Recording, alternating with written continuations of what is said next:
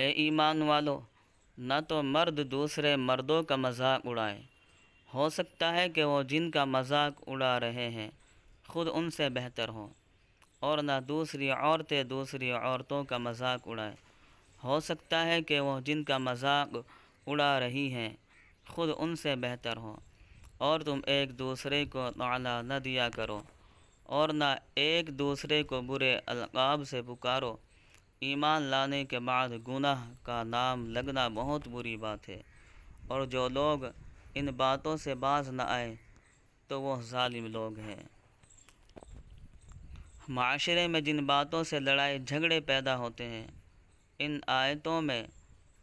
ان باتوں کو نہایت جامعیت کے ساتھ بیان فرمایا گیا ہے۔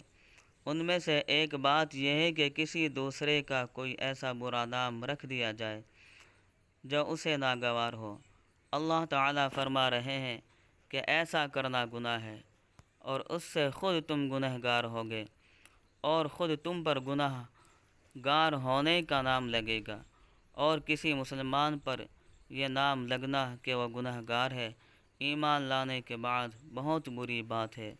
نتیجہ یہ ہوگا کہ تم کسی دوسرے پر برا نام لگا رہے تھے، اور اس عمل سے خود تم پر برا نام لگ گیا۔